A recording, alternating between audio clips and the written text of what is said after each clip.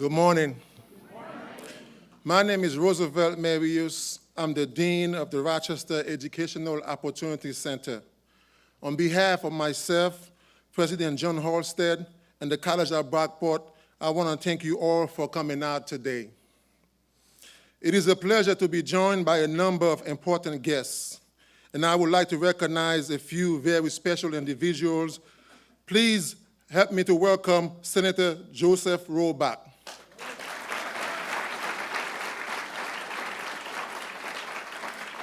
Arundel Town Supervisor Adam Bello. Brighton Town Supervisor William Mohelly. Rochester City School Council President Loretta Scott. Rochester City School District Superintendent Dr. Bogan Vargas. And former Lieutenant Governor Bob Duffy. And welcome to Governor Cuomo. We are pleased to have you back with us here in Rochester.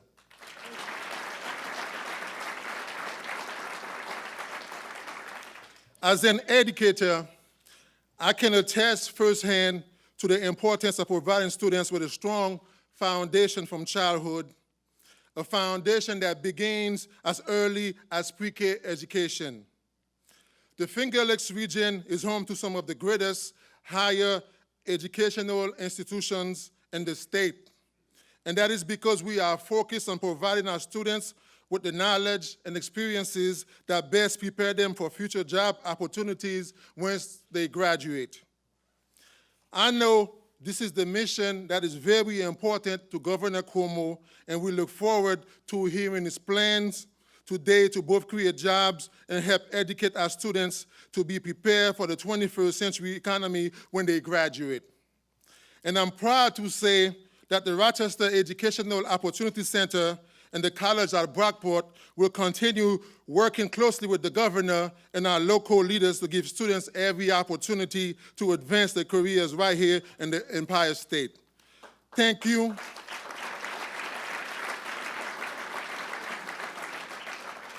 Thank you.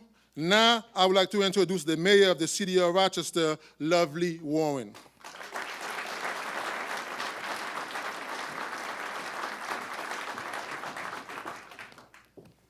I would like to acknowledge my better half on City Council President Loretta Scott. Thank you for being here as well. Thank you for the opportunity to welcome Governor Cuomo to the city of Rochester. In his recent State of the Opportunity agenda, Governor Cuomo laid out a clear and ambitious plan that aligns with our vision for the city of Rochester. Here in Rochester, we are focused on making sure that our residents have greater access to jobs, safe neighborhoods, and a quality education.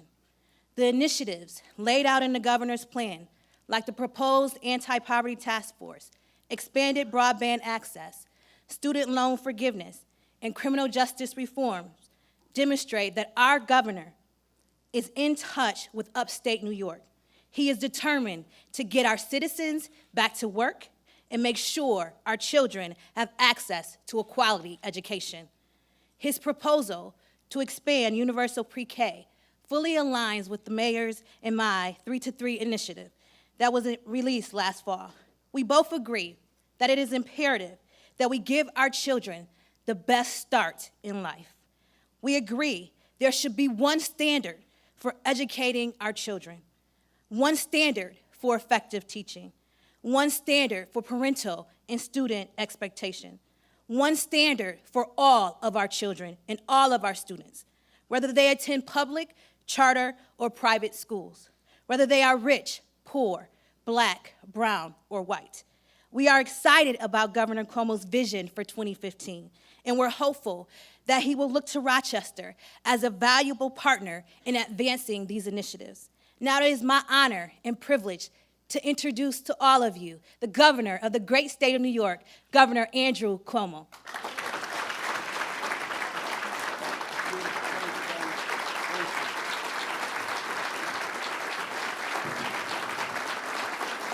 Thank you.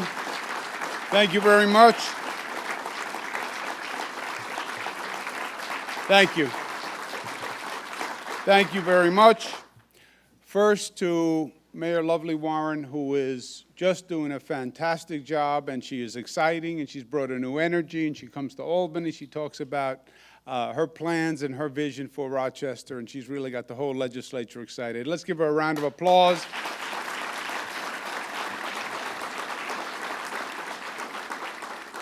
Dean, thank you very much for having us, and thank you for your leadership. Let's give the Dean a round of applause.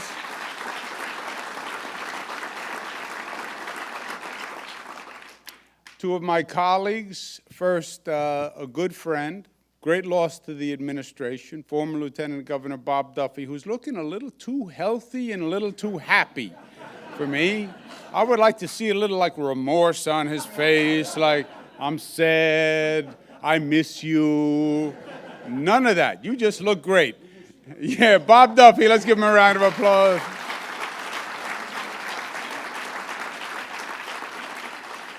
And Senator Joe Roback, who's a great colleague. Let's give Joe a round of applause. I am going to miss the Bob Duffy, Joe Roback teasing competition that we used to have when they used to get up and speak. Good news is I can now tease both of them, and they don't get any rebuttals. So there's a yin and a yang. Thank you very much for coming out today. I'd like to talk to you about the plan that the state has to move forward in partnership with Rochester. This year has been a little different. We adapted it a little bit, and I think it actually turned out better. Normally, there is a State of the State address, and then several weeks later, there is a budget that is presented.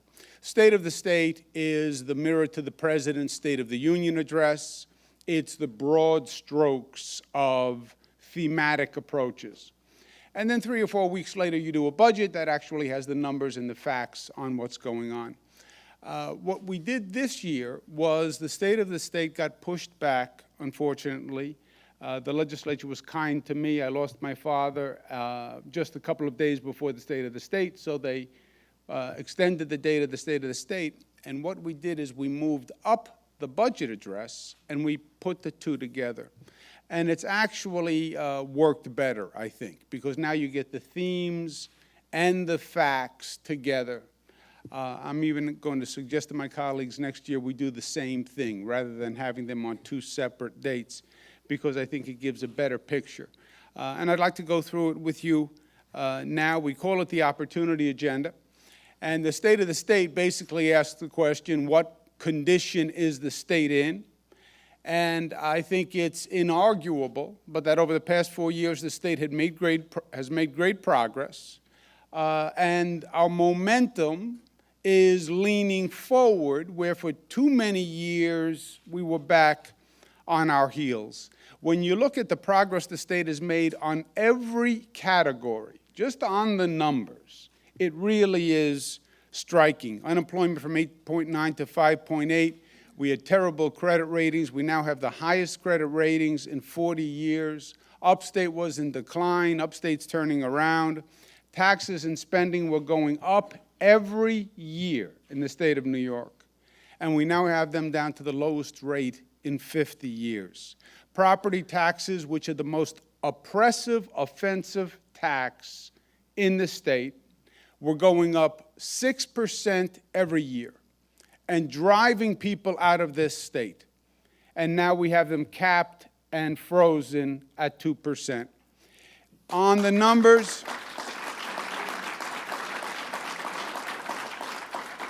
numbers, we made historic progress over 4 years, and we're really returning New York to the state of opportunity, and this year we want to reach even higher and build on the agenda. We have it a small, tight, but I think very impactful agenda, because it's about the economy, education, public safety, and ethics.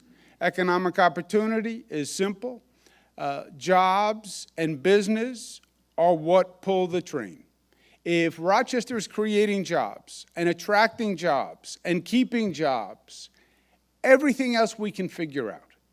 If the jobs are coming, there will be a revenue base. The mayor will have revenue. The county executive will have revenue. People will have opportunity. People will have careers, and they'll be fine.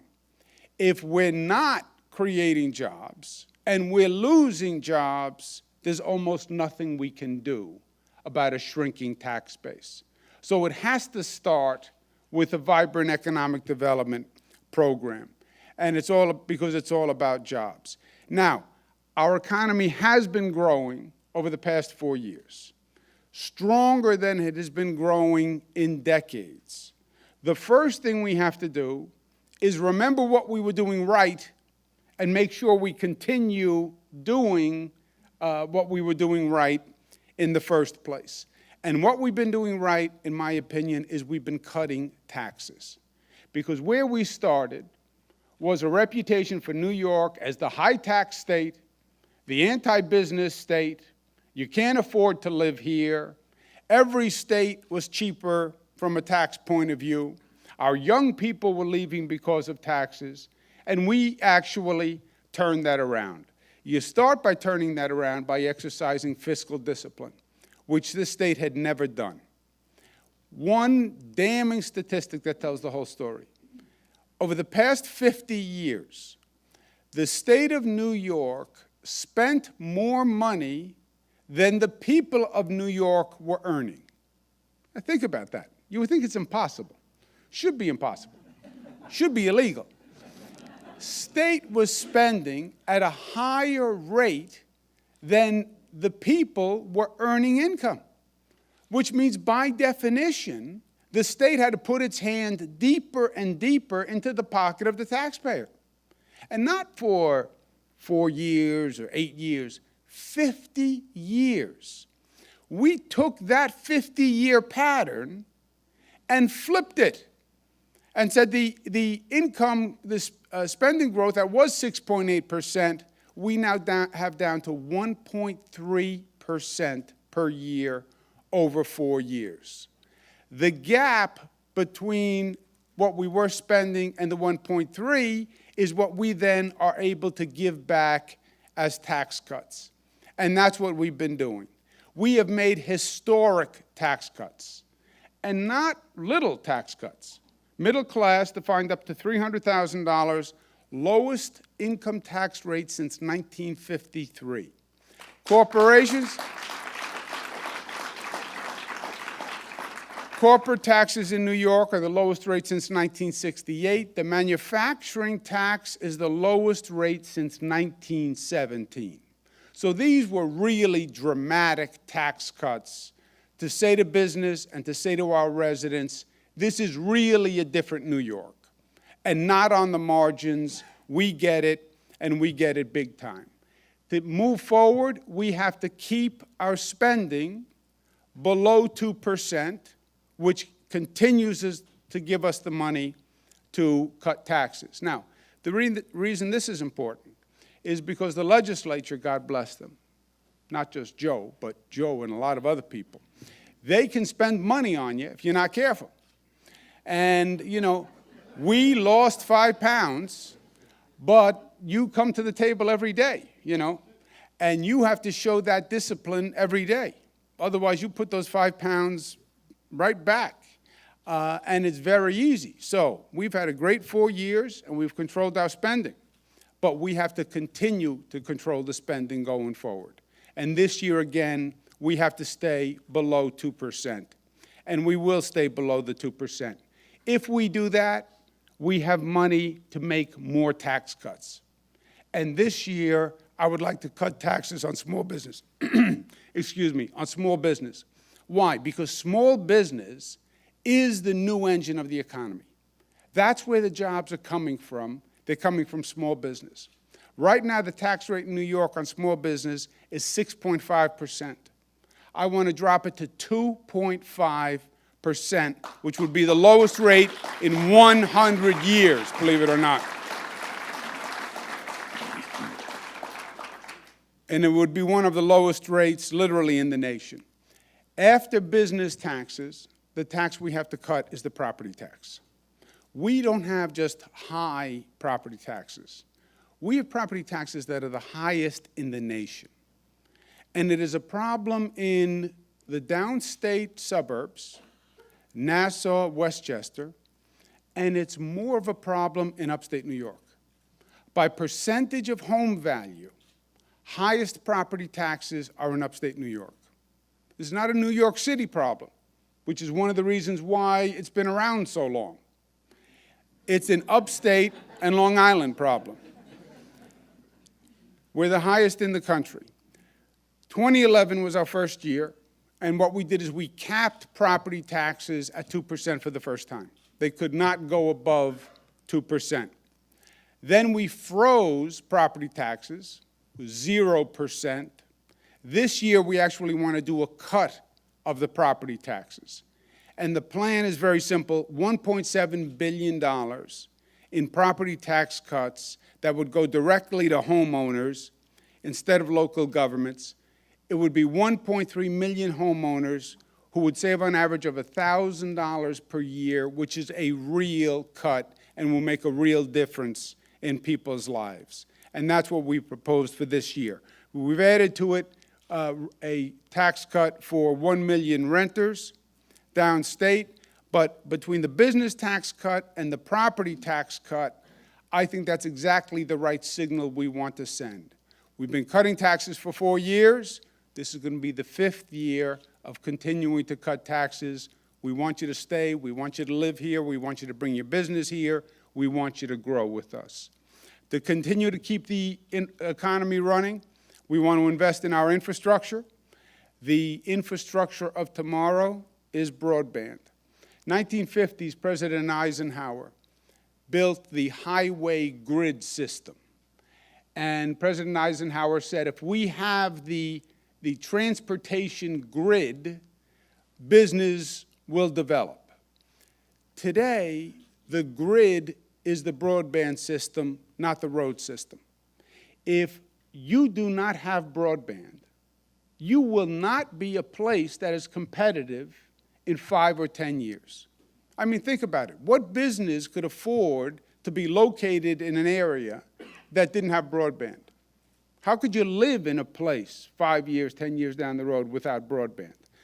Amazingly, New York has many areas without broadband, over 500,000 homes, predominantly in upstate New York and the poorer communities downstate.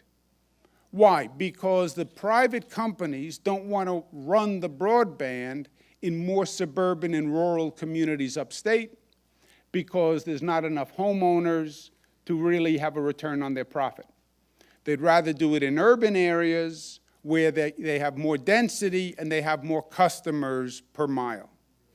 What we've said is these are the last places that we can afford not to have broadband, because these are the places that we are trying to get jobs. We're going to invest $500 million, partner with the private sector internet companies, $1 billion. By 2018, we will wire the entire state for high-speed broadband, which I think is going to give us the economic advantage ahead of every other state for the foreseeable future, because that is the economic development of the future, and it's going to happen here by 2018.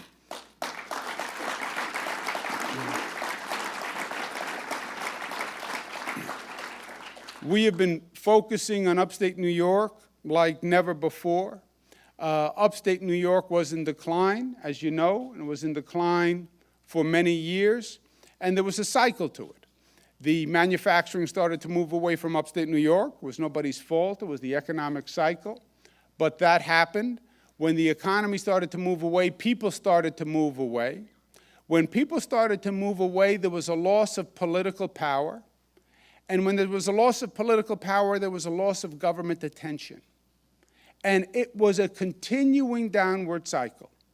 And I will tell you candidly and frankly, because I believe you'll never solve a problem you're unwilling to admit, one of the problems upstate New York had was it was abandoned by state government. State government focused more on downstate New York. That's where the population was going. That's where the population was growing. New York City, Long Island, and in many ways, they abandoned upstate New York. And you had Buffalo, Rochester, Syracuse, they're going through these economic transformations, and they were on their own. And all the political power was downstate. Ask Joe to be honest with you. Ask Joe Morelli to be honest with you. I'd say, where was the New York State Legislature when we needed help? Where were the funds? And they will tell you it was focused on downstate. It's pure politics. What was the one city in upstate New York that got significant aid from the state? Albany. Albany. Why? Because Senator Joe Bruno, who was the head of the Senate, was from Albany. And you know how Albany has the nanotech model? Brilliant economic transformation in Albany. An international story of economic transformation. Albany became the nanotech capital. All these high-tech nano companies. State of New York invested billions and billions and billions of dollars in Albany.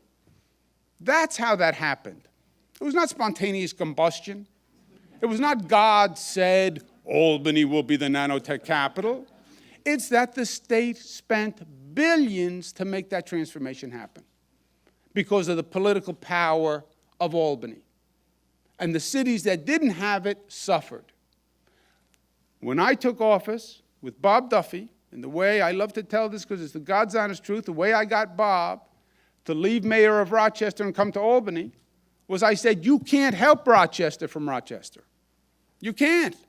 You can't pull yourself up by your own bootstraps. You have to go to Albany and say, hello, there's a place called Rochester. It's in upstate New York, and it needs help. And I know it's not in New York City, and I know it's not on Long Island, but people live there, and it's part of the state of New York. And we need you to focus on upstate New York, and that's what we've done.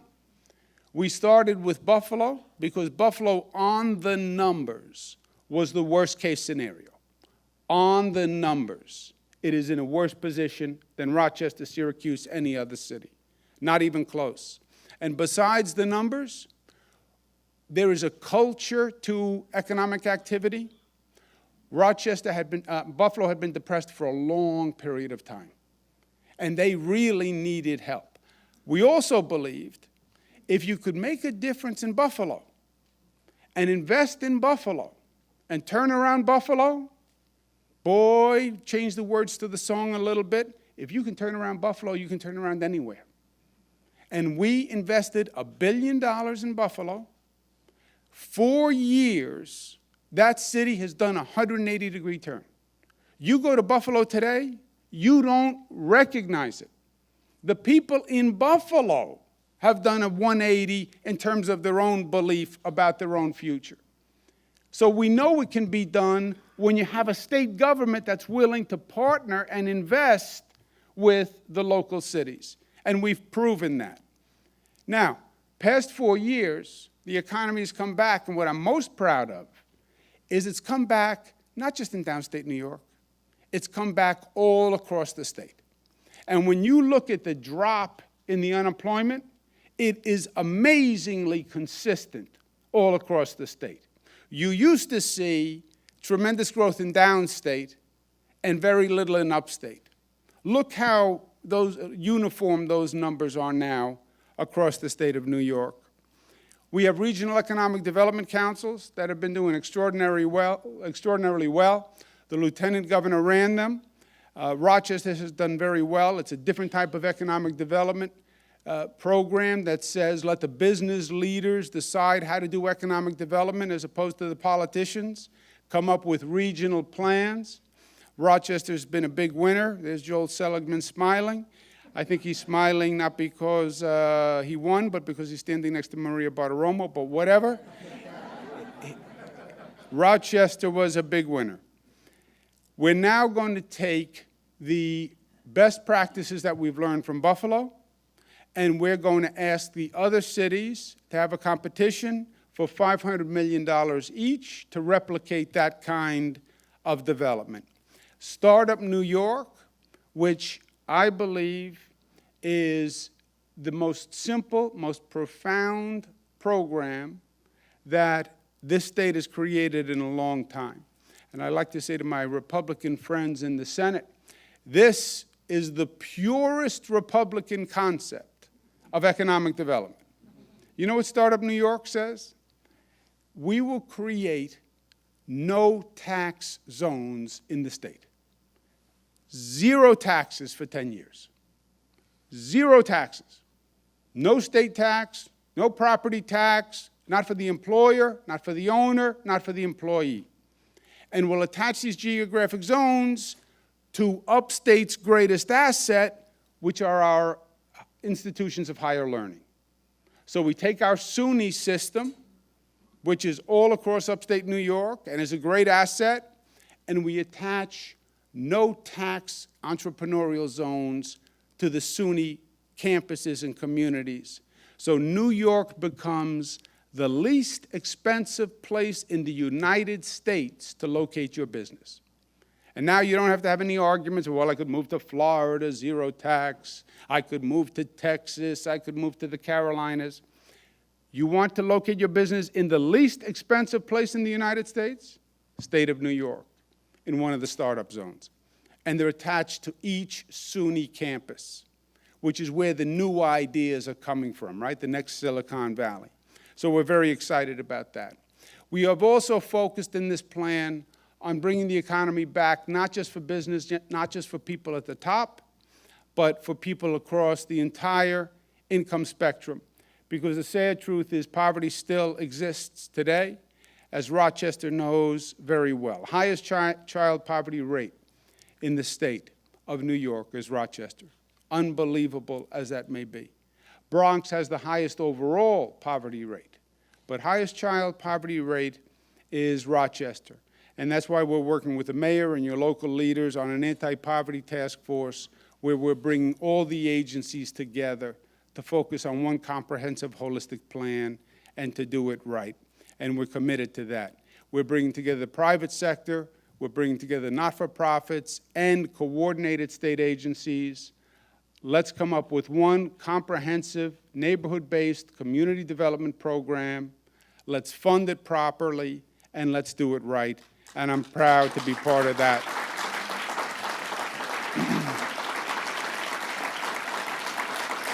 Thank you very much. Thank you. Thank you. We raised the minimum wage once. The economy is doing even better than we thought, and the minimum wage still isn't at a level where if you work full-time at a minimum wage job, you'll earn your way out of poverty. We propose raising the minimum wage again to $10.50, which is a wage where you can actually pay for rent and you can pay for food and you won't live your life in poverty. Second piece is education reform. As the dean said, it is the key because education leads right into economic development. We have significant work to do, especially on primary education. We want to recruit the best teachers. We want to close failing schools and invest in early education. To recruit the best teachers, we will offer scholarships where we will pay the college tuition of top graduates if they give us 5 years as a New York State school teacher, period. If you're a top graduate, we'll pay your SUNY or CUNY college tuition if you give us 5 years as a teacher.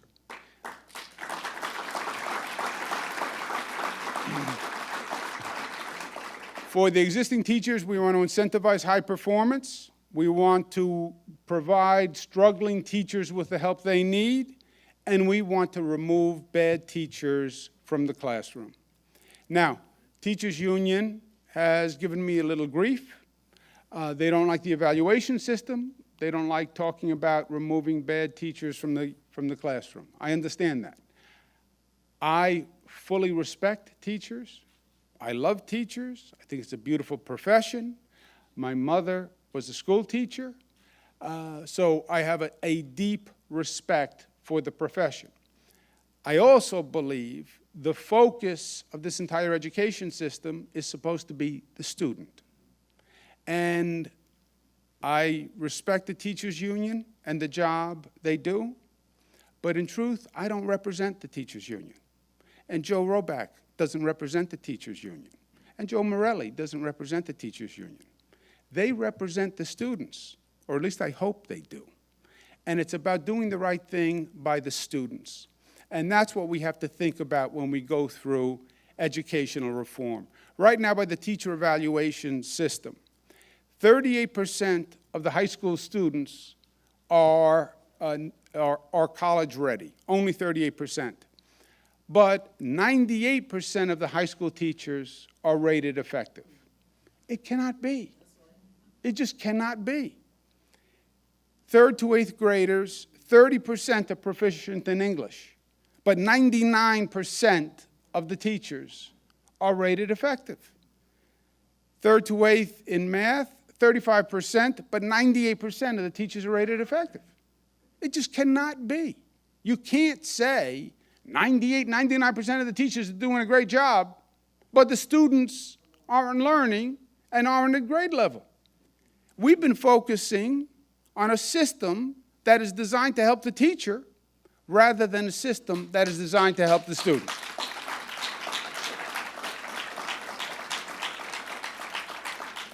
We need real, accurate, fair teacher evaluations. Once we have fair and accurate teacher evaluations, we want to incentivize performance. We will give highly effective teachers, the top scoring teachers, a $20,000 bonus per year, per teacher, and ask those highly effective teachers, the high-performing teachers, to be mentors to the other teachers.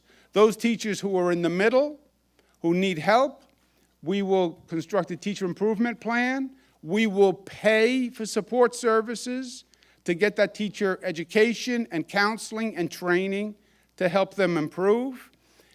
For teachers who, despite all of that intervention, are still ineffective after a period of time, then they have to find a different profession because we're supposed to be educating the student.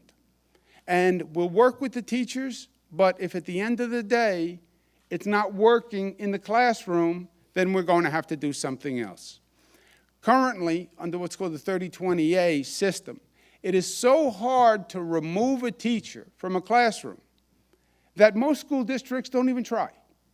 I can't tell you how many superintendents I've talked to where they have cases where teachers have assaulted students, and it is so hard to go through the administrative process that they don't even bother. Those days have to be over because the purpose of the education system was to protect the children. Second, we must fix chronically failing schools. A failing school, on average, is less than half of the class graduates. We're normally 76% graduates. 9 out of 10 students in failing schools are minority students or are poor students to begin with. There are 178 failing schools in New York. 77 have been failing for 10 years. 77 have been failing for 10 years. And listen to this. Over the last 10 years, 250,000 students went through those failing schools. 250,000, 250,000 students, we sent to schools that we knew were failing. You knew it. That legislature sat there year after year. They didn't want to do anything about the failing schools because they didn't want to upset anyone. Meanwhile, they condemned 250,000 students to go to a school that they knew was going to leave them failing. That is a disgrace. And you want to talk about corruption in Albany and a scandal in Albany? That's the Albany scandal, my friends, what they've done to 250,000 young people. This has to end, and it has to end this year. We want to say when a school fails for 3 years, we have to try something else.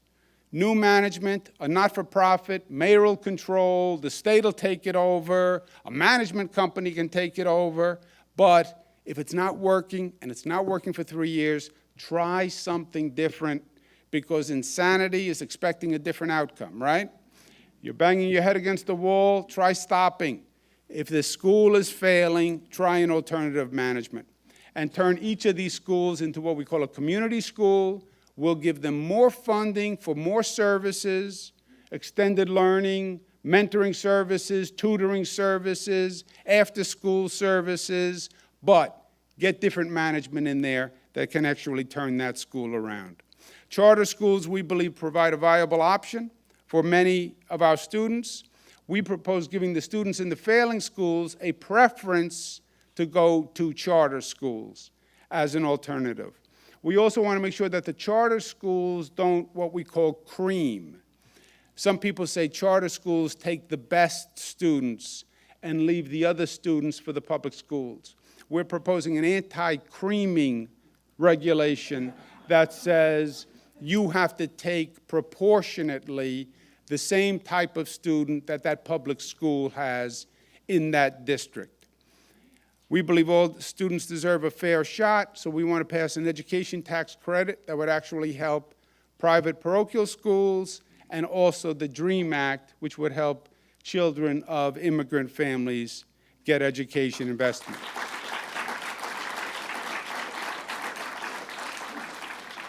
Investing in early education is what every expert says. We've started universal pre-K for 3 years old. We're investing it for 4 years old. We're investing it all across the state. It is, right now, the state of the art in education. We actually want to take the next step, which will start pre-K for 3-year-olds. Again, the studies show the earlier you get them in, the better. That's when the brain has the most capacity to grow. We want to start to develop programs for 3-year-olds while we're coming up to universal coverage on 4-year-olds to start to take the next step, which would make a dramatic difference for the next generation. This is a bold reform plan. I said to the legislature the normal budget would have education funding go up 1.7%. If they're willing to accept these reforms, I'd be willing to invest an additional $1 billion in education, which would bring us to a 4.8% increase on aid to education.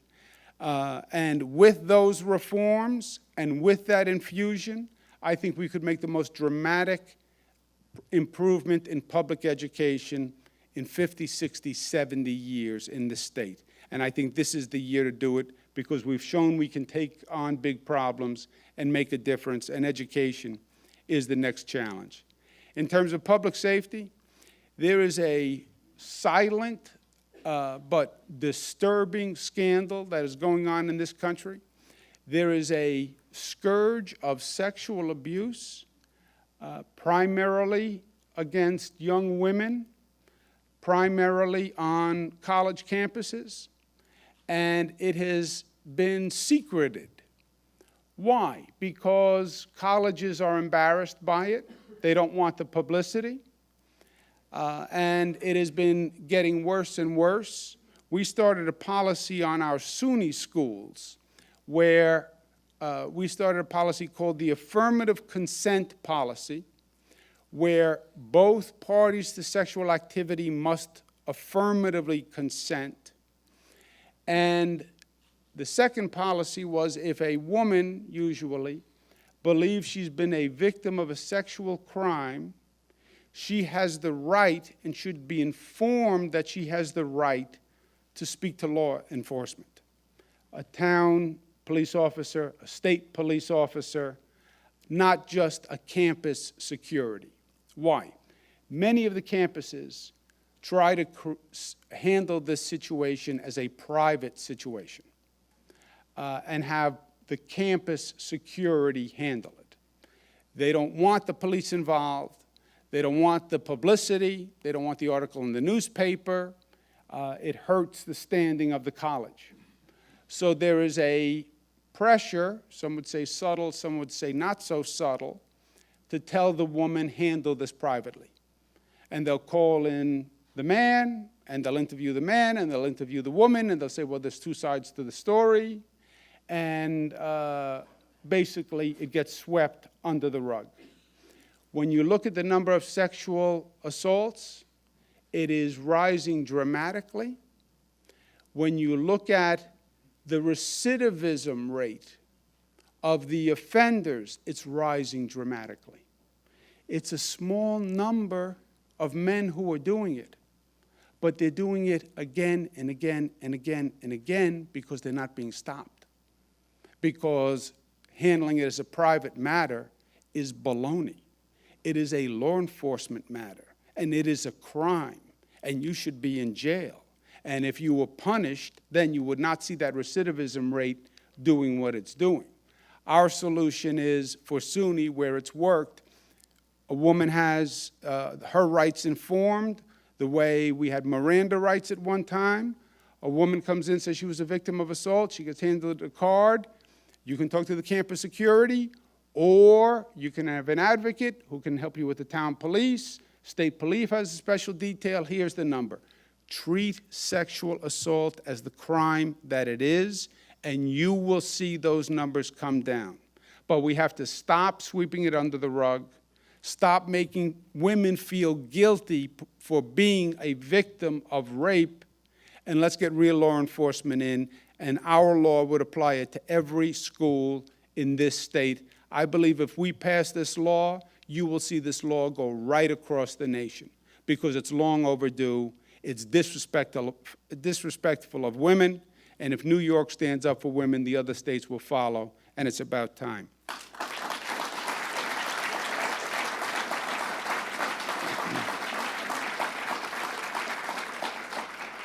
Extreme weather is the new normal, as we know.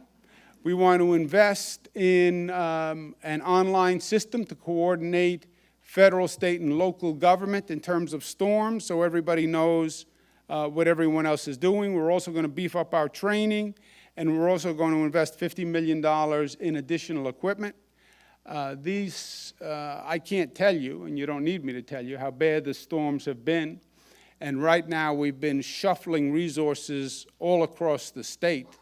It would be funny if it wasn't so serious. We had 7 feet of snow in Buffalo a few weeks ago. We were bringing up snow plows from New York City to Buffalo. Last week, we had a snowstorm in New York City. I called up Buffalo, and I said, send the plows down to New York City. The thruway full of plows going one way or the other. We have to invest in equipment. It can be the matter of life and death, whether or not you close roads. And I'm going to ask the legislature for $50 million so we have the equipment. We're also putting in the most sophisticated weather detection system in the state of New York, in the country, because detecting weather is not just a matter of convenience. It's not just whether or not you take an umbrella. It is where you deploy equipment, where you send personnel, and whether or not you open roads or close roads. And it is very serious business, and I want to make sure that we have the best information. And last is ethics reform. I'm very proud of what we've done over the past 4 years. I'm proud of how we've worked together. I'm proud of getting 4 budgets done in a row. I'm proud of the bipartisanship. We work like professionals across the aisle, and that's been great. But at the same time, there's been a shadow on our success. And the shadow are these continued headlines of scandals in Albany. And it doesn't stop, and every few weeks it seems like there's another scandal. And I really believe that until we have dramatic ethics reform, where people really feel that they can trust the government writ large, the government will really not be at its full capacity. Trust is very, very important. And yeah, we're working great, and yeah, we're doing great stuff. There's still a but. And the but is, why do I read about these scandals all the time? Why do I read every week about another legislator doing something bad? We have to end that, and we have to end it once and for all. I call it the Clean Up Albany Plan, and it is very simple. We have to have the strongest campaign financial disclosure rules in the nation so people know what money is coming into the system from whom. I believe if a legislator or a state official gets convicted of a public corruption crime, they should forfeit their pension. The taxpayer should not pay the retirement of a person convicted of a public corruption felony.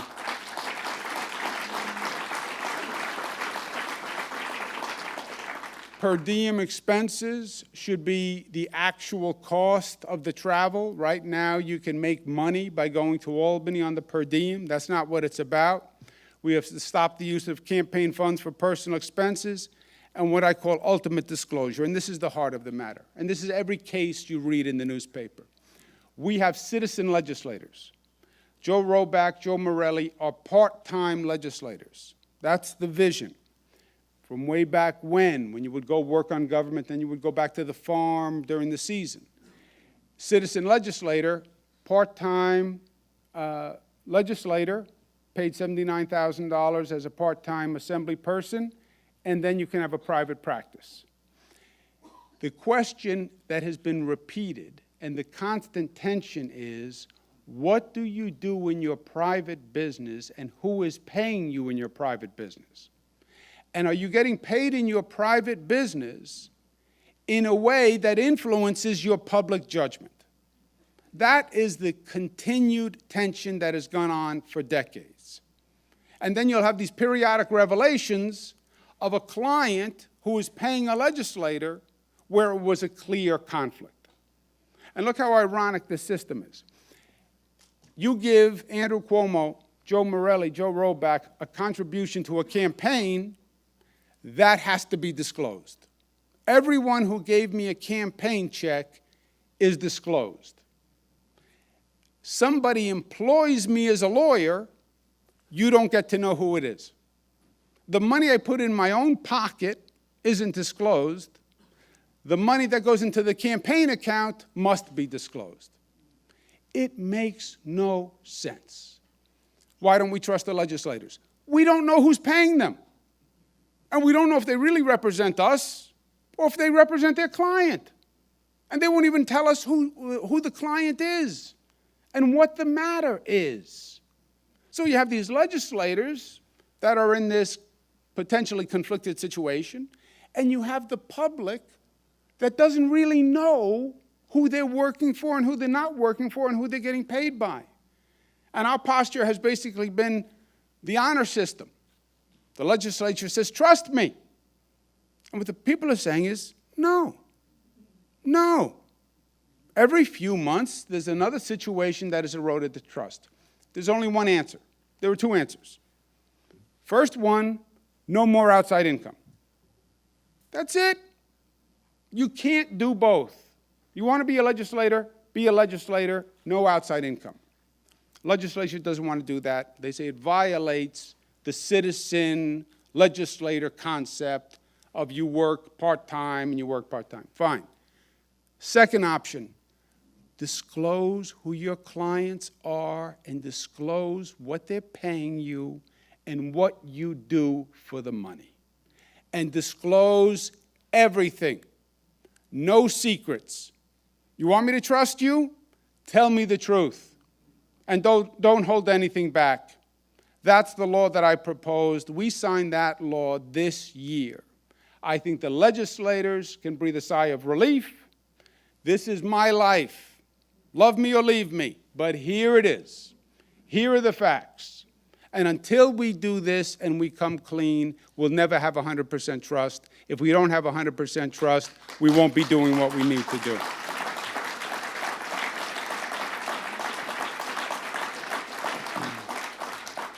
I'm very collegial with the legislature. We've gotten 4 budgets done on time. I love working with them. I bend over backwards to be a good partner.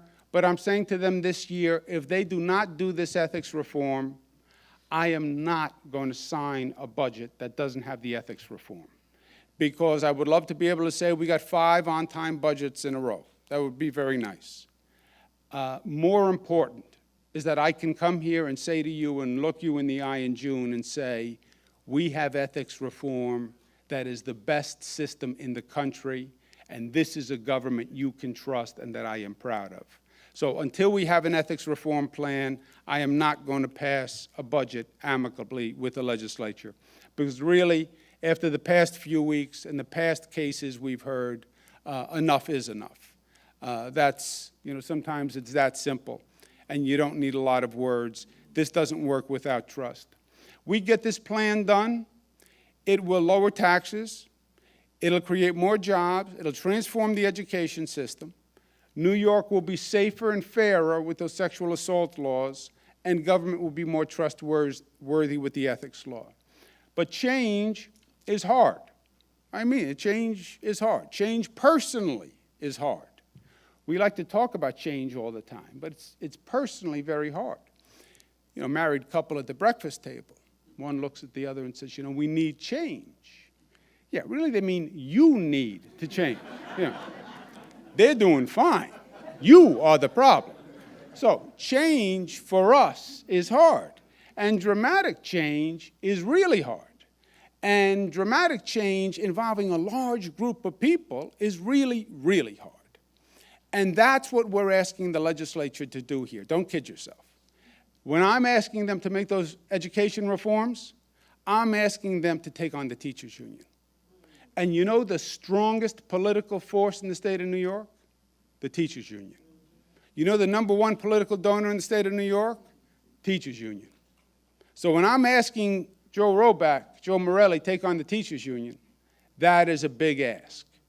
When I'm asking them to transform the tax code, that is hard. When I'm asking them to write new ethics laws, that is hard. So this is going to be hard.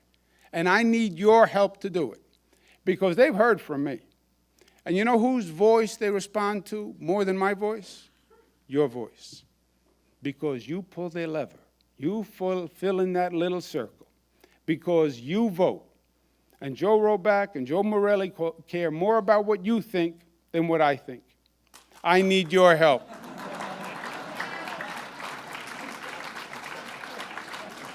Now we're going to watch how he votes, Roback, this year. And if Roback votes the wrong way, he's going to be no comeback, Joe Roback. I need your help. We've had a great 4 years. We're going to have a great 5th year. Let's build on the momentum that we have. We've done remarkable things in 4 years. You look at where we were and where we are, it's been remarkable, the progress we made. And I really believe you ain't seen nothing yet. We have the wind at our back. We have the current with us. Rochester has an energy about it. You can feel it all across the state. Let's keep going until we make this state higher and better and stronger than it has ever been, and we'll do that together. Thank you, and God bless you.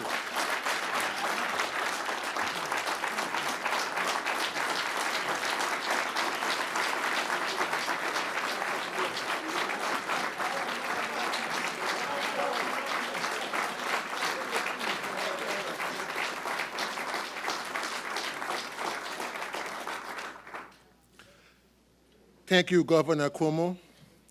Thank you all for joining us, and this concludes our program for today. Thank you very much.